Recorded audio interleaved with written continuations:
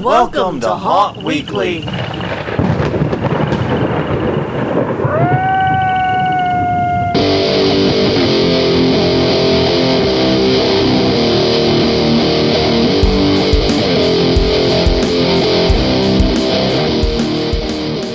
Hello everyone, I'm Jonathan. I'm Crystal. And this is Haunt Weekly, a weekly podcast for the haunted attraction haunted entertainment community. Whether you're an actor, owner, or just plain aficionado, we aim to be a podcast for you.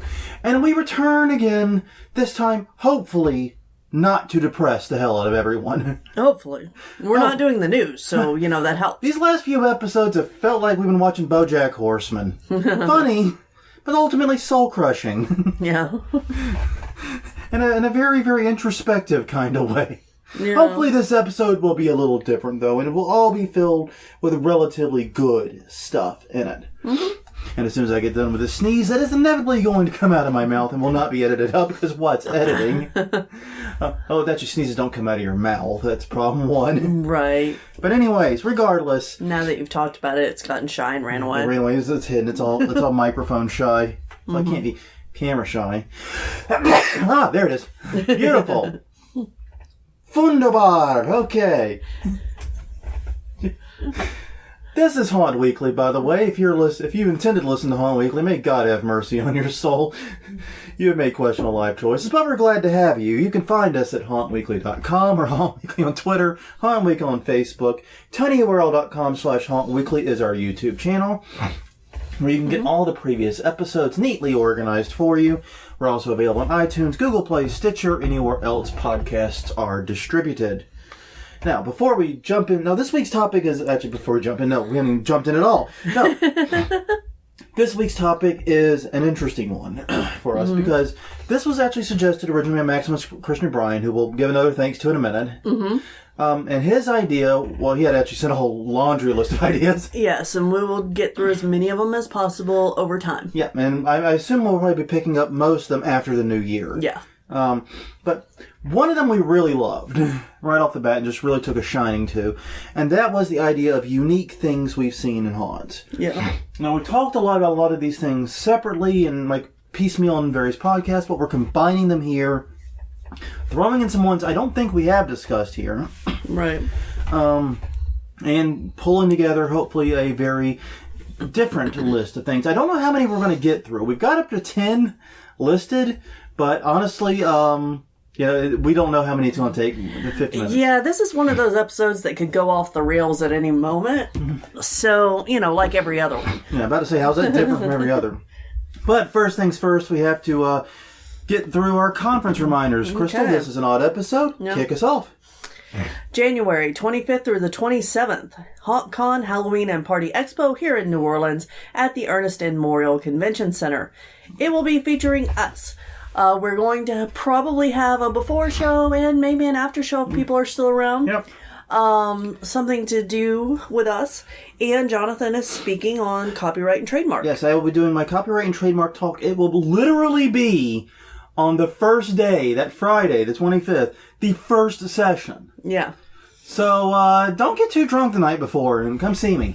Oh, yeah, on the bus tour? Yeah, right. Yeah, don't do that thing that you're definitely going to do. Yeah, I'm not an optimist right now. No. I'm not going to lie to anyone. So, hauntcon.com for more info on what's actually going on the haunt, not what's going on with Jonathan. Yes, please don't drink much so you can come and sit and talk about copyright and trademark. Oh, God, what did I do? Yeah, don't come to New Orleans drink. Yeah, you that's don't not want to drink work. in New Orleans? You want to hear me talk? Oh, God. Yeah. Oh, Lord. All right, after that, February 23rd and the 24th, it's HauntX, the Haunters DIY Expo in Pomona, California at the Fairplex. They'll be touring Coffin Creek, both lights on and lights off. And there'll also be a costume ball, hauntx.com for more information. Okay. February 27th through March 2nd, it is the Maze Corn Party in Dallas, Texas, and Oklahoma City. It'll be in Weston, Dallas, Fort Worth Airport Hotel, touring various mazes around Dallas and Oklahoma, including Yesterland Farm, Mainstay Farm, and more, themaze.com. Yep, and that's Maize Like Corn for anyone. Yes. And finally, for this episode, March 21st through the 24th in St. Louis, Missouri, it's Trans World's Halloween and Attraction Show at the America Center, co-located this year with Trans World's Christmas Show. For reasons. Well, we may get into that later this year. Maybe. Who knows? No information on the bus tour right now, but it does feature a party at the City Museum on Thursday, a performance by Vampire Circus on Friday, and a Vampire Ball on Saturday. Learn more details at the HAASHOW, HAASHOW.com. Speaking of Christmas, we actually just finished our yard display. Yes. People tell us every year, so you're going to do something for Christmas, You right? do something for Christmas. You do something for Christmas. Do something for Christmas. All right, bitches. Yeah, we'll post pictures. We'll post pictures of it. What you fucking wish for. On our Facebook page. Haunt Weekly on Facebook. Yeah, Haunt Weekly on Twitter. Watch for those later this week. Because, they asked for it. Yeah. And then that's like the thing. So it's like, we do all this stuff for home. We have the full big yard display, the haunted house, queue line, everything we do, all big, almighty, go all out, make ourselves bankrupt. Yeah. And then everyone's like, oh, you gotta do something for Christmas. You gotta do something for Christmas. And it's like, dude, I'm burned out. Yeah. Even if I were like a huge Christmas fan, I need like 3 months, a 12-pack. I need 3 months of sleep, a 12-pack of beer, and probably some Quaaludes at that point. I mean, I'm done. Yeah. Don't talk to me for a minute. But no, we did a Christmas display. Yes. And we haven't talked about this, but now I'm putting it out there. Oh, God help us all. If you recognize the box from the Christmas display. Oh, yeah. And if you are the first person to write us and correctly identify it, then maybe we'll send you something. We have Bernie Baxter shirt still. Exactly what I was thinking, but I was going to leave it as a surprise. Yeah, maybe. Who knows? It might be that. It might be something else. So we'll figure it out. We got to get some sweat. Because we've only got like 4 of those shirts left. Yeah. But anyways. And they're in high demand. I don't know about that. Well, apparently we didn't give them some of our actors, and that's who we ordered them for. Well, mistakes were made. Yep. Anyway, once again, this idea came from Maximus Christian Bryant, a friend of the podcast, mentioned him a few times, longtime listener, and often recurring idea submitter person. Yes, very active on our Facebook page too. Which we love. Yes. Now, excuse me. He sent us an idea to talk about unique things we've seen in haunts. And according to him, this is more his language here, it said include scenes, props, lines from actors, costumes, things like that. And thought immediately that was a great idea. Yeah. Realized we had not actually done an episode like that. Right. Now here's the thing, though, about us. You might be able to submit the idea, and we might do the idea, but we have to set the rules. Yeah. Because without rules, life is chaos. Chaos can be fun, though. Yeah, well, not in podcast, lady. This is a structured, orderly, by-the-books podcast that we'd have no shenanigans or tomfoolery. We stick to a script every week. Every week we do not go off the rails. We do not have long diatribes, but how we stick to the rules that make no sense. Yes. We do not overplay our jokes until they become unfunny. Well, I don't. Ooh, Jesus. All right, so the Jesus Christ, the rules we're playing by.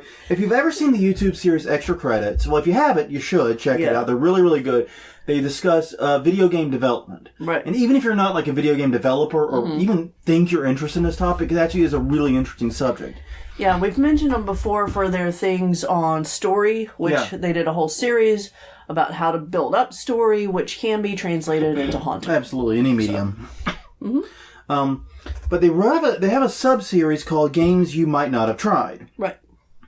And basically what they do is like every couple of months or so, they sit down, they come up with a bunch of games that game developers might not have tried. Yeah. But they should. And the rules in general are there, one, no particular order.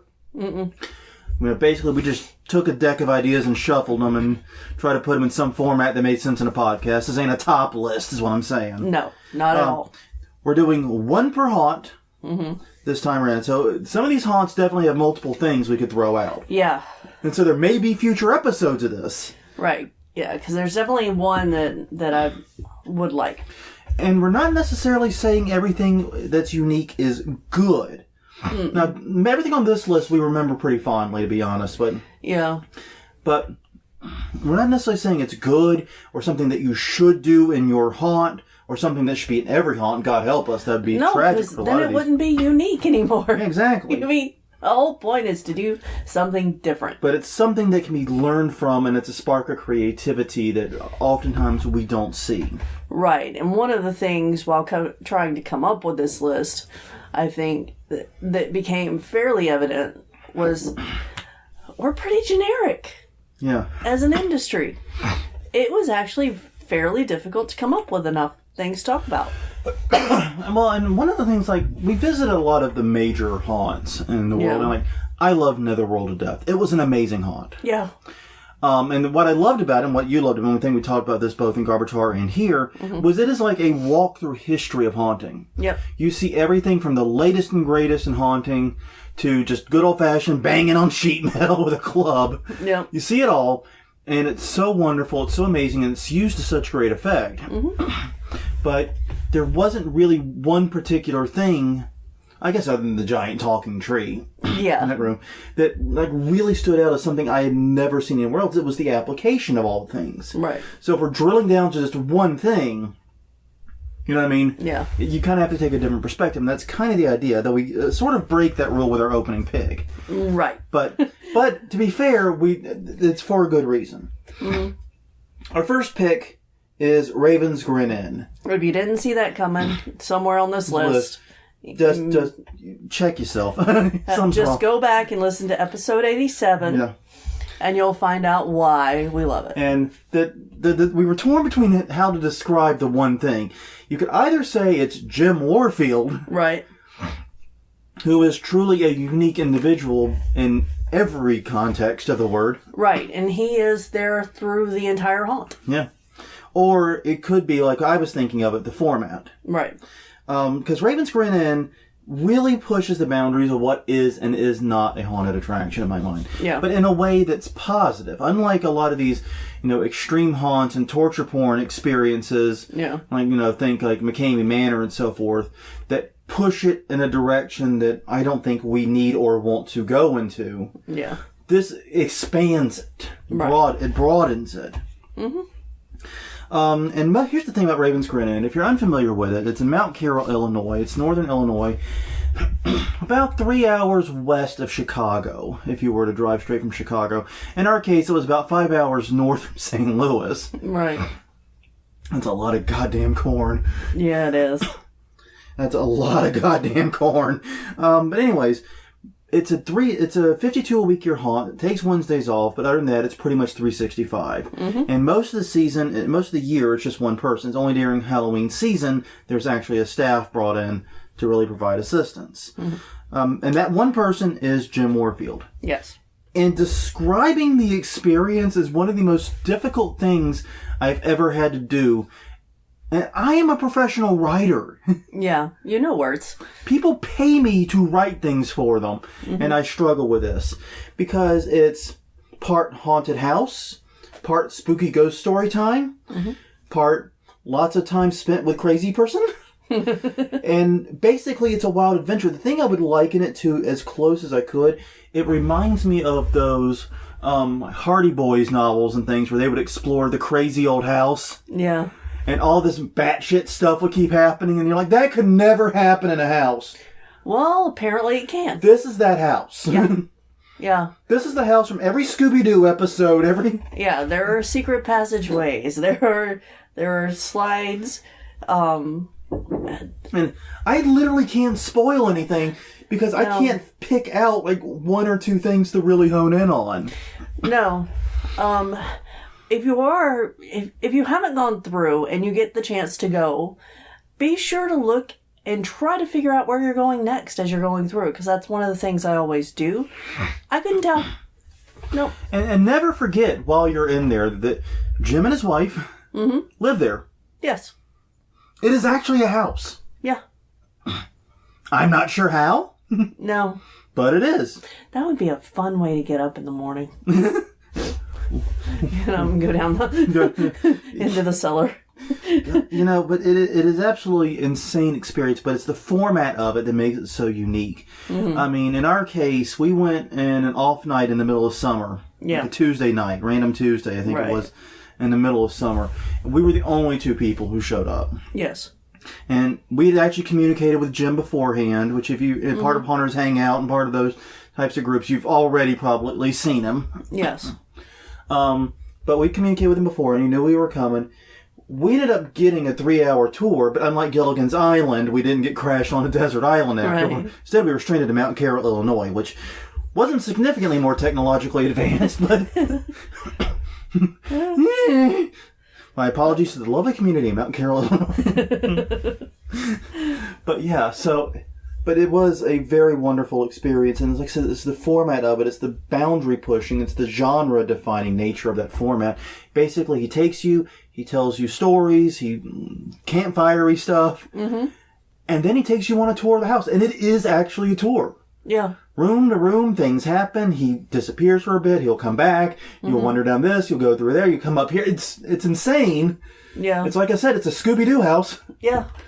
But my God, is it awesome, and it is an actual tour. It's unlike any other haunted attraction I've been to, and it's because of the format, and it's because of the persona of Jim. Yeah, and I think that it would be the most unique place that I've been. Oh, hands down, it's the most unique haunt I've ever been to. Yeah. I've never been to anything remotely like it. So there, I think that's what makes it unique, is that it just is unique. Well, this episode is over. Thank you for joining us this week. We've still got other haunts to talk about. What are you talking about? We just finished it. We just won. Well, then you should have put it further down in the list. That would have been the smart thing to do. But I didn't do that. Okay, so let's move on. Let's talk about the 13th Gate. Yeah. The esteemed haunt out of Baton Rouge, Louisiana. And specifically, it's Pumpkin Path. Now, here's the thing. 13th Gate has sort of a reputation, you read the reviews online, of not being the most aggressive haunt. Everyone, including us, is gaga for the set design. Right. The attention to detail, the Hollywood quality sets everywhere. Yeah. And they do pick some interesting and unique themes for the haunt industry to include in their haunt. Yeah, they do. They do a lot of very interesting things inside it, but we're always gaga for the set design. We're always gaga for the time we get to spend in there. It's a good deal of a haunt in terms of how much time you spend and how much you get for it. But they're not known as being the most aggressive scares. Right. Most rooms have scares, but they're not constantly trying to pound you. They're trying to give you time to take in the atmosphere. Right. And it's always created a problem, because like some people online are like, oh, they're not scary. I'm like, well, that's not the only point. Yeah. Were you entertained? Yeah. I don't see how you couldn't be. Yeah, I know.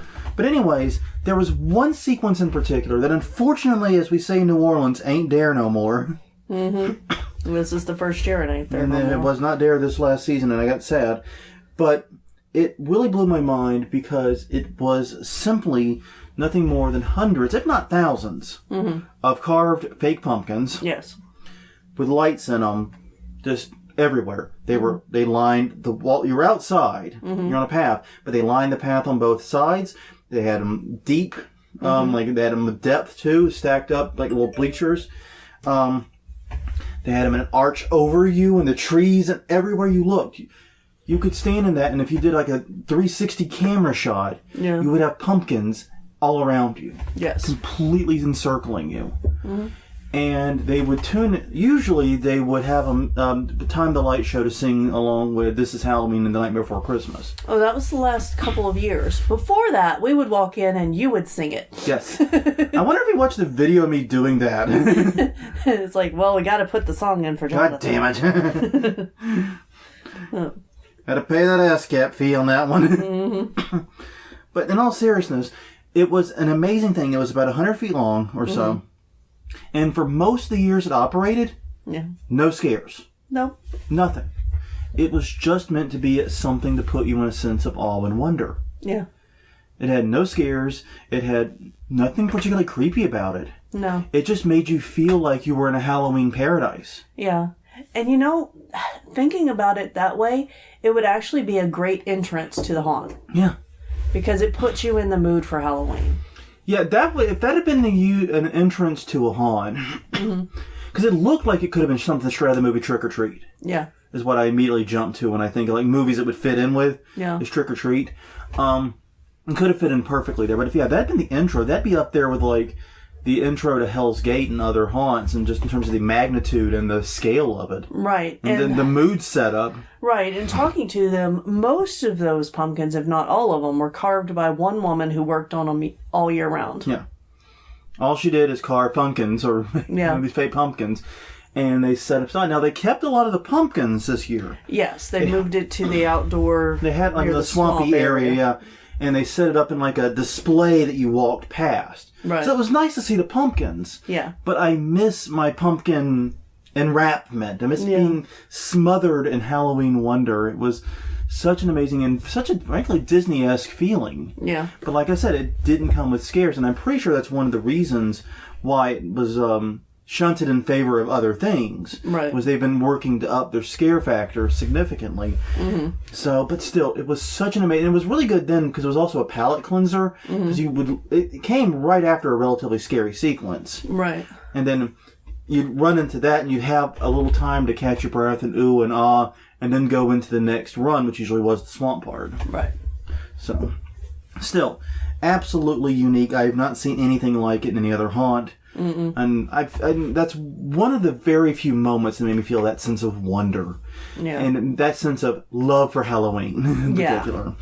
Yeah, and we don't put that into haunts often enough. Mm-mm. You know, something that just makes you go, oh. Oh, this is pretty. This is awesome. You know, and it's such a unique scene. Yeah. Okay. From something that took years and years and years to make to something that probably took an afternoon. Probably. Freaks of Fear. This is a haunt near Atlanta. The Bird. I have no idea what else to call it. Yeah. Basically, Freaks of Fear is a small trail haunt near Atlanta. It was actually not part of our original plans. No. When we went to Atlanta, we had no plans on going to it. It was not on our list. We couldn't find it. We didn't know it was there. But then we got information about literally while we were in the area. We were at another haunt and they said, "Are you going there?" And I'm like, "Well, we are now." So... Yeah, we had just finished our last haunt for the night. Yeah. And I'm like, "Hey, you going to go to Freaks of Fear?" Who the fuck are they? Yeah. Google them, and then we get directed to the wrong place, and then we've got to take our Kia up this steep, muddy hill. Yeah. I'm just see us sliding, I'm right off of it. But anyways, we get there, and like I said, it's a small trail haunt. They had some really great front of house actors. I'm going to give kudos to them too, because they conveyed the story. They really sold the characters. Right. And they acted like they were out of one of those carny horror movies. I mean, it was perfect. They were great. Yeah. But the actual haunt itself was clearly struggling with actors that night. Right. And I think we may have gotten there after they had technically called close and some of them had gone home. Yeah. So keep that in mind. The reason was, even though we were there, listening. still within reasonable hours, it was raining. Yeah, but misting, I should say. Yeah, and it was problematic. Yeah. The weather was problematic. It was a slow night. It's not. Yeah, this was an early October night, which when we do this out of state trips. Right. But anyways, we're going through. We're enjoying it. It's just not anything in particular memorable at that point. Mm-hmm. It's a trail on. Yep.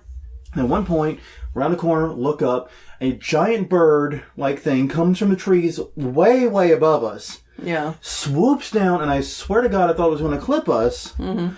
And literally, both of us kind of did the duck. Yeah. Well, you have to. It's a reflex. I mean, we both ducked, and then it whisked up to the other side. And I'm sure the damn thing never came within 5 feet of us. Oh, no. Not even 10. Yeah. But it sure looked like it. Yeah. Because that afternoon that you're talking about to build that was spent climbing trees. Because that thing was way up in the air. Yeah. Oh, yeah. It was way, way up there.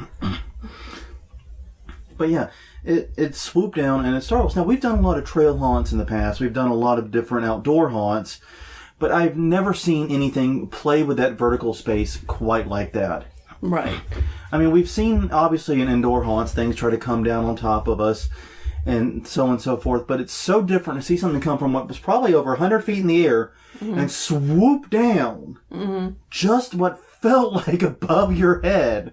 Right. You feel the wind off of it as it passes you. Yeah. I've never seen anything like that before or since. Mm-hmm. And it turned what was, at that point, not a super memorable experience, and the one we haven't shut up about. I think we mentioned this in one of the, like when we're talking about having a hook for your haunt or a special moment. Right. We talked about that. I can't remember which episode it was, but we mentioned Freaks of Fear, that because now that went from a haunt that would have just been one of the many we visited in Atlanta to the haunt we can't shut up about. Right. So, yeah. Okay. Going back to Chicago. Statesville Prison and Hell's Gate, the intro sequence. Yeah. And this is difficult to put both of these into one and to list this as the one thing for both, because both have other unique things in them. Yeah. But it's worth talking about for a lot of different reasons. Both Statesville Prison and Hell's Gate are run by Zombie Army. Zombie Army also owns Hell's Gate. Yes. Zombie Army Productions also owns Hell's Gate, but they do operate Statesville too. Right. Now, both use functionally the same intro sequence. Yeah. There's no other way to say it. You walk into a room, you're in with about 100 other people in lines, looking up, and a story unfolds above you and around you. I think I liked Statesville better in the execution of it.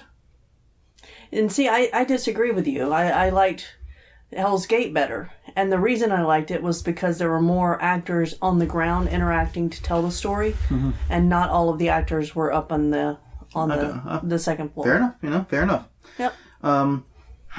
Also, a lot of it might play to where we were standing. I was at the front. I got shunted to the back. Right. But in both cases, it's a real wow moment. Yeah. It briefly relays a story that's going before you. Has a big gotcha. Try not to give it away here. Yeah. Do want you to experience it. And caps it off beautifully. Have we seen other people do things like this? Have we seen other people, use 3D space, fly above you and all these things previously? Yes. But never quite like this. Like usually when I've seen flyers and people up in the rafters of a haunt, it's something that you pass underneath. Yeah. Not that you are trapped. Yeah. And they are the ones that can, Move around. Yeah. It's a different feeling. It is. But the main thing about it is it's a great way to introduce the haunt, a great way to tell the story, and not screw up your throughput. Yeah. Yeah, and that is part of the big thing of it, is that it tells you the story of what you're about to see and encounter, which is really nice. And once again, something that we don't see a lot of places is that detail to storytelling. Yeah.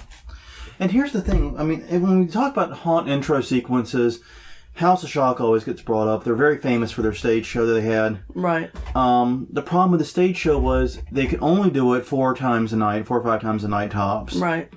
It killed their throughput because they had to hold the queue line up and get everyone this massive bullpen to put it on. And long and short of it is, it was really, really a cool sequence, but you couldn't repeat it hundreds of times a night. Right.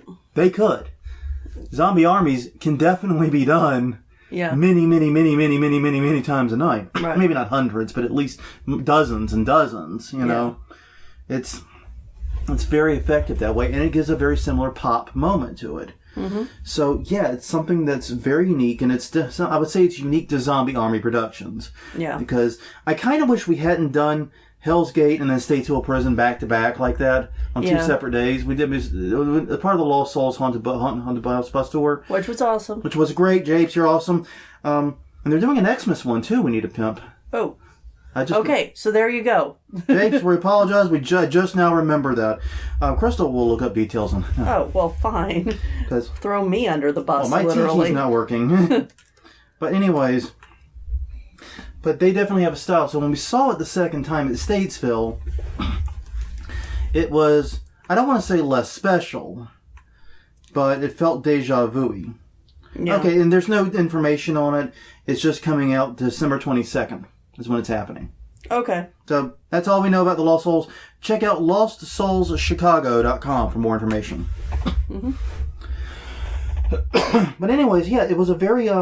It's a very unique intro style, and it's very effective in the way it's done. I wish more haunts would have sequences like this, because it also prepares you for the haunt. It gets you hyped. It gets you in the appropriate mental space for it. Right. Rather than just throwing you into the first room. Right, and it also helps break up groups and, Yeah. There's a lot of practical reasons to do something like this. Yeah. It's entertaining. You're not, you're waiting in a second line, but it doesn't feel like you're waiting in a second line.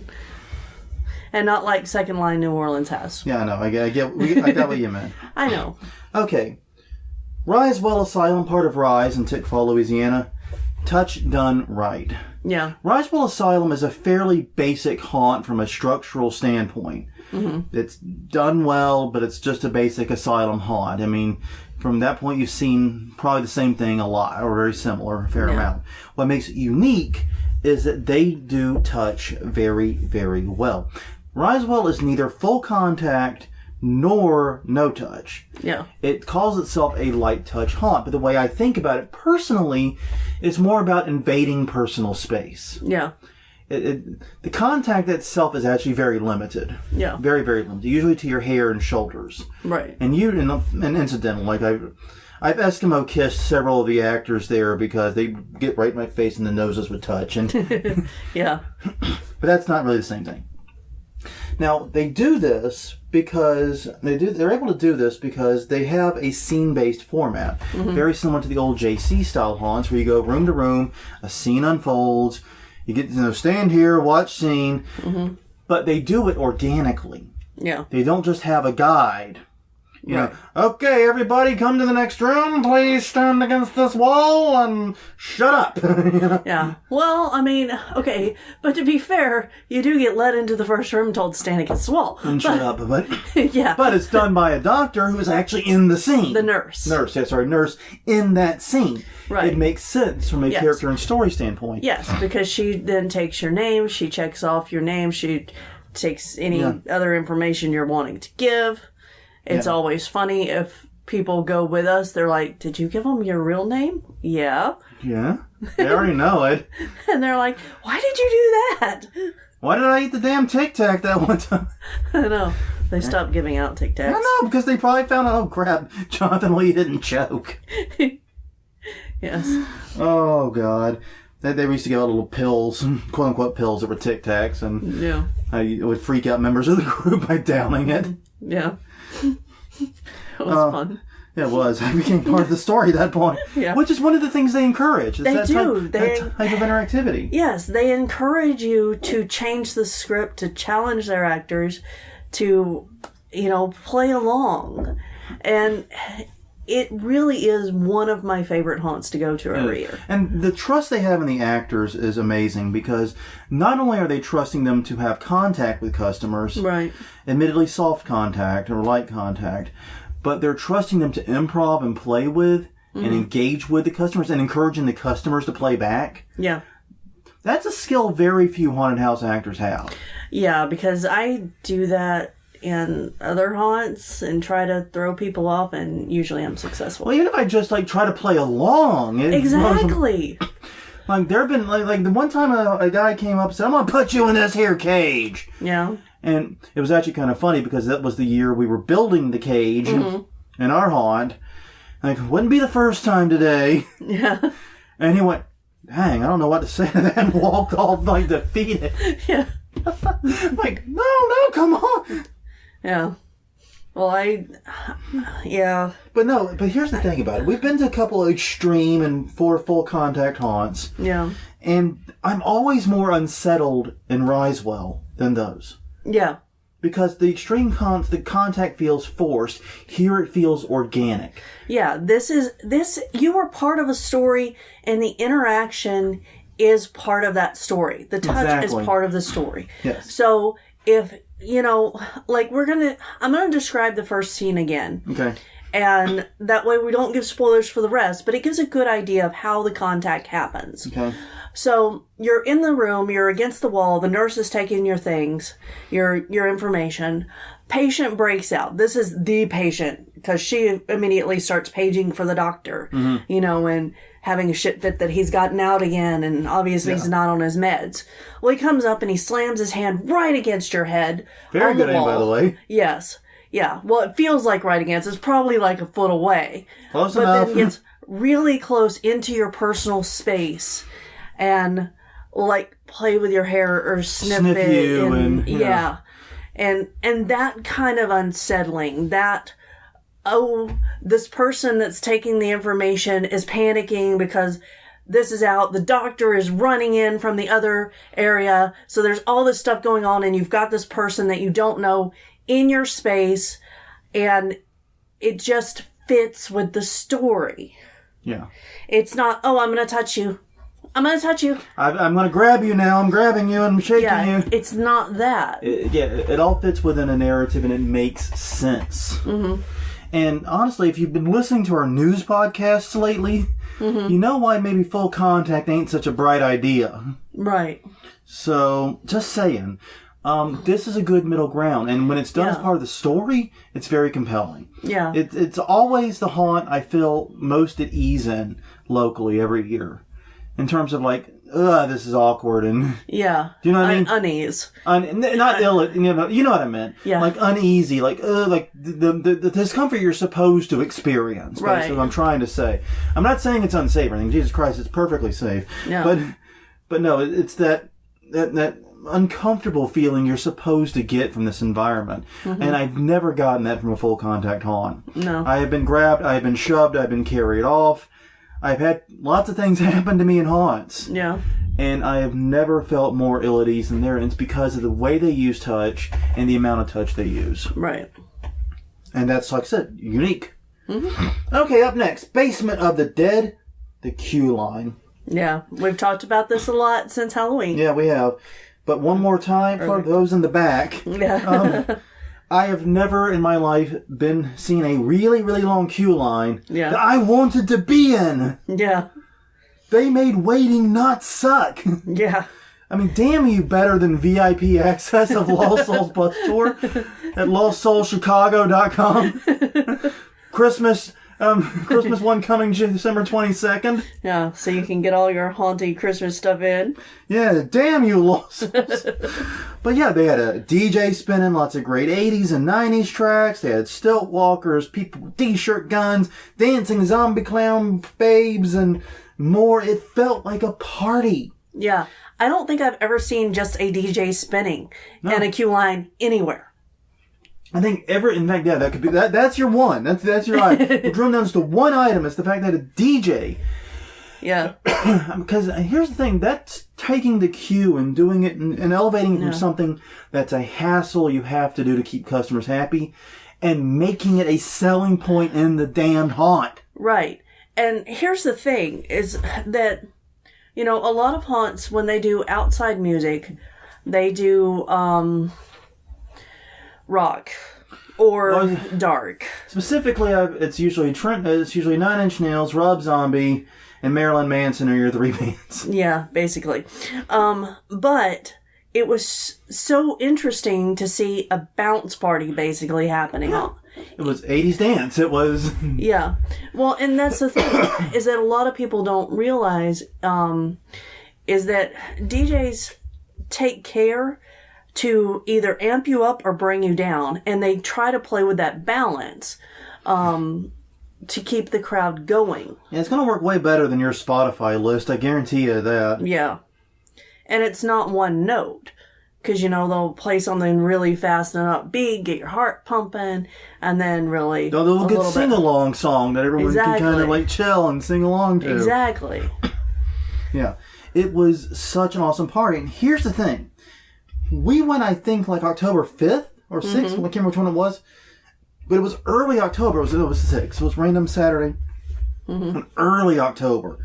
They had a 2-hour wait to get in line. Yeah. You know why they had a 2-hour wait to get in line to that haunt? Because they made a 2-hour wait not a chore. Yeah. Exactly. That's it. That's how you get a 2-hour wait at your haunt. That's one of the things you have to do is make a 2-hour wait not suck. Yes. And to get a 2-hour wait and not have bad reviews all over about the wait. Yeah, because I've been to haunts with 2-hour waits. We go to some every year. We always buy VIP to avoid that wait because we can't afford the time.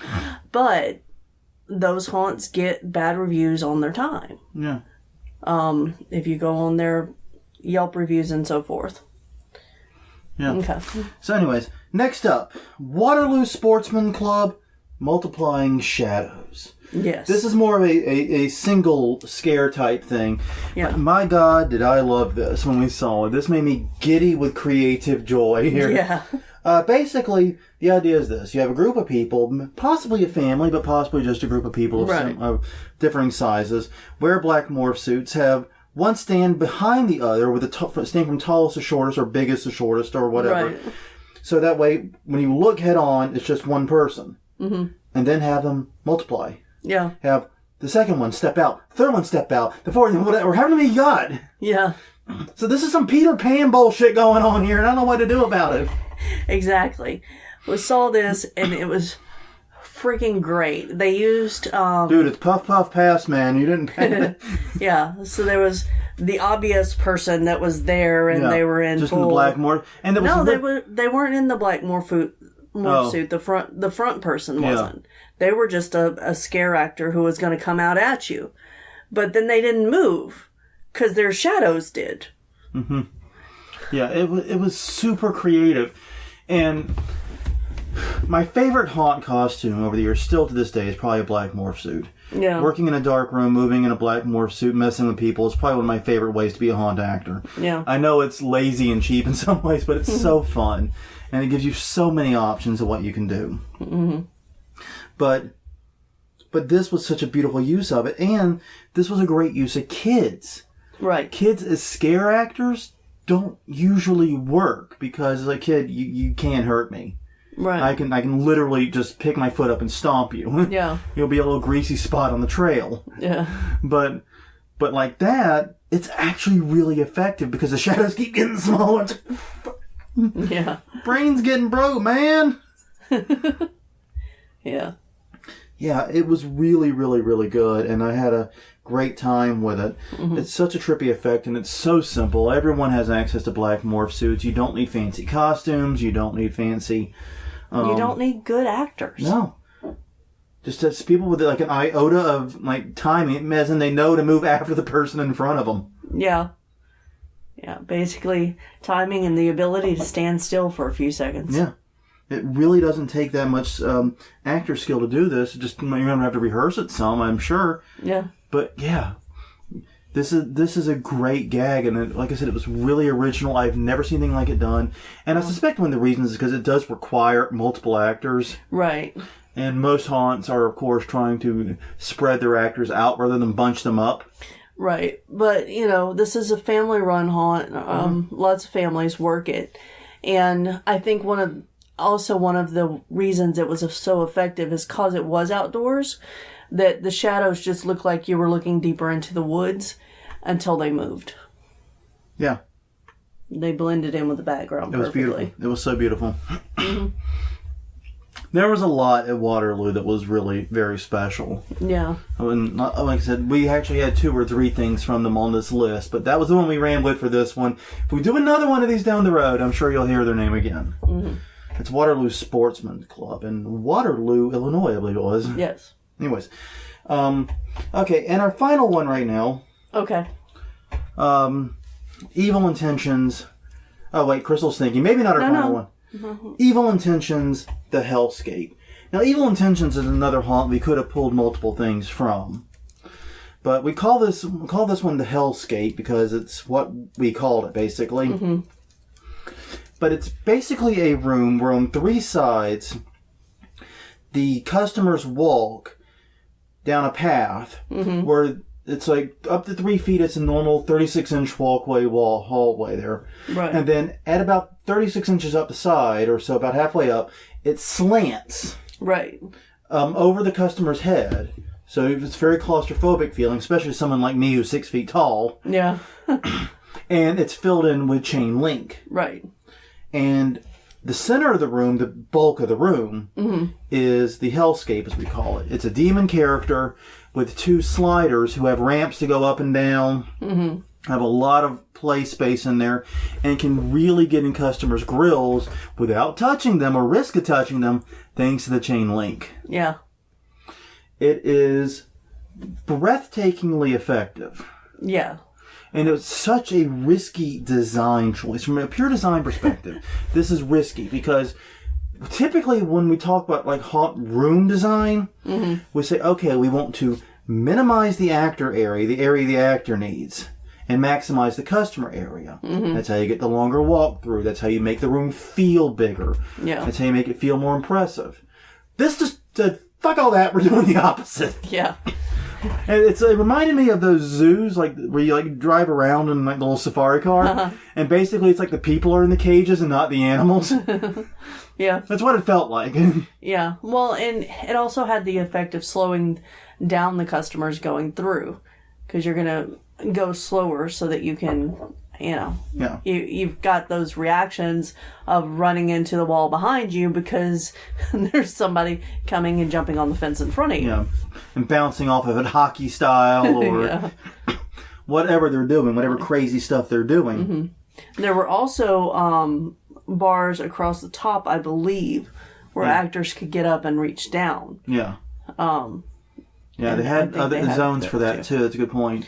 Yeah. But the main thing about it was they had 3 people in that cage. And 2 of them were sliders, so they can get around real quick. At least the night we were there, 2 of them were sliders. It could be different on other nights. So they can get around real quick. And of course you had the demon dude who's walking at normal actor pace. Right. The main thing is, though, he's in this elaborate costume. Yeah. He's where your attention is getting drawn to. Right. Everyone's looking at the demon dude with the giant mask and the horns and all that stuff.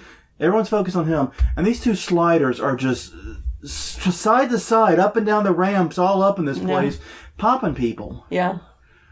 And it's crazy because once you start watching the sliders, you might watch one, but then lose sight of the other. And then yeah, exactly.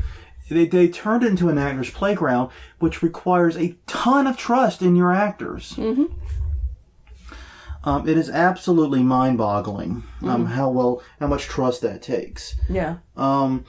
So yeah, it's a very, very cool sequence, and I've seen other actors' playgrounds, but none that were constructed quite like this. None that really caged the customer to give the actors a playroom. Right. Usually, it's more of a everyone's in the same cage type deal. This was very unique in that regard, and like I said, it made even me feel claustrophobic, and yeah, it was very effective. Now, actually, we do have a couple of minutes. Do you want to do the last 2 real fast? Sure. All right. We did have 2 other examples to talk about real fast. And I did think of one other thing. Okay, what's your one other first? Let's do All right, the one other thing. Eckerd's Miltstadt Fun Farm. Okay. Oh, yeah. There was a tiny little Uncle Somebody's haunted house that was fully automated. Yeah. From the time the door opened to the time you went through it, everything in it, all the little scares and everything, fully automated. 0 actors. 0 actors. Yeah, that's true. We've never seen a fully, it's not quite autonomous. No. But a fully, a 0 actor haunt. Because, the thing about it is this, you would go to it was structured a bit like a museum. Right. In that you would do the first room, they gave you the plot, which is basically this uncle dude from the family was a crazed inventor type. Yeah. Always making stupid things. Or a bit like an Ernest P. Worrell / inventor type. It was crazy. Exactly. It was a bit weird. But so you go to the sequence and you'd see the dummies thing, and then you said push for the scene, and you push a button and the scene would start up, and then something would happen that would scare you at the very end, and you move on to the next one and go from A to B to C to D and like that. Right. And do all the rooms that way. Yeah. Very unique idea. I would not say it really was effective. This definitely falls under maybe not good. Yeah. But very interesting. Yeah, I'm not saying that it was good. I'm just saying that it was interesting. So yeah, it was pretty cool, and we went there. We actually went there for the haunted hayride they were doing, and just happened to run into that as sort of a side attraction. Yeah, as we were waiting for our chance to go on. Yeah. Okay. Next up, the Bear at the Insanitarium. Yes. In Alabama, I believe it was, wasn't it? Yes. All right. This one was really interesting because there was a very creepy, disturbing bear. Yeah. And not. Yes. It was a big bear. Yeah. Yeah, I don't know if they still have it because it was a few years ago. We went with HauntCon when they were in Birmingham. So yeah, it was a giant bear. It wasn't a little fluffy teddy bear. You know, it wasn't one of those. It had big gnarly teeth and all sorts of things going on. But the thing is that at the end, after it was over, they had them, during season, they had customized bears for sale in their shop. Including ones like that one. And all of the ones were made by the cast. So yeah, it's not often you get to see props that are used in a haunt. Right. That are custom made for that haunt. Yeah. Also available for sale afterward. Yes, and I wish it were something that was done. Yeah. Because I would totally buy it. You know, I've said it before on the podcast. If you have something unique in your gift shop, I will buy from your gift shop. Yeah. And we've seen some pretty cool gift shops. Netherworld had a really cool gift shop. Yes. The Hell's Gate had a really cool one too. And, you know, these gift shops, what they had in common was they went beyond just t-shirts and koozies and... Right. Right. And Netherworld had a lot of stuff with the Netherworld logo on it. Yeah. Hell's Gate was more of an oddities and curiosity shop with some Hell's Gate stuff in it. Yeah. You know. So that both were really very cool. Oh, yeah. And I bought stuff from both. Yeah. I still have my lock from Netherworld. In fact, I bought a doll from the camp in Atlanta. The camp. Oh, the Camp Blood. Camp Blood, thank you. Because there was an actor who made custom dolls there. Custom bloodied up dolls. So, yeah. You know, I put my money where my mouth is on these things, and I will actually purchase things if it's unique. Yeah. And final one, even though we touched on Hell's Gate previously, I'm just going to say we were referencing Statesville, but also their dollhouse room was super, super unique. Mm-hmm. Doll rooms are a thing that have been recurring for a long time. Like 13th Gate has one. Yeah. Tons of other haunts have them. A doll room by itself is not super unique. Right. But theirs was really, really very well done. And it was unique in that every doll was customized. Right. Every doll was customized. There were hundreds of them. You felt like you were the doll walking in the dollhouse. Yeah. Because they made the proportions of the walls and everything shorter in that area, or at least it felt that way. And they had a model scale of the haunt as a dollhouse inside the dollhouse that you were in. So to be clear about this, you're inside a doll... You're looking at a dollhouse of Hell's Gate, well, inside a dollhouse inside Hell's Gate. Exactly. This shit just got meta, man. Exactly. Yeah, it's a very, very unique sequence in that, like I said, all the dolls are heavily customized. They're all unique. They're not just broken dolls or random bits and bobs. No. It's really a museum piece, and I wish I could have spent like tons more time in that room. Which is interesting because you don't like dolls. No, but I really wanted to look at the art. Yeah, so I don't like dolls, but the art was really, really cool. Yeah. Yeah. So yeah. I kept trying to pick out my favorite. You would. Well, I think that's all we have. Now, we have tons more of these we came up with. Maybe we'll do another one of these in a few months' time or whatever. Right. As the fancy strikes us. Yeah. Anything else to add? Any final thoughts? No. Well, on that note, everyone, thank you very much for spending the past hour with me. In case you got really drunk and totally forgot what you were doing. Just with you. Just me. Screw Kristen. She's not important. Look, I'm really tired, guys. Thank you for spending the past hour with us. If you got drunk and forgot what podcast you were listening to, this has been Hauntin' Weekly, episode 157, talking about unique things that we have seen in haunted houses. Thank you, Maximus, again for that wonderful idea. May actually become a recurring series. Who knows? You can catch us at hauntweekly.com. We're also Hauntin' Weekly on Twitter, Hauntin' Weekly on Facebook. tinyurl.com/hauntweekly is our YouTube channel where all the previous episodes are available for easy listening. We're also on iTunes, Google Play, Stitcher, anywhere that finer podcasts are sold or distributed. Until next time, I'm Jonathan. I'm Crystal. And we will see you guys next time.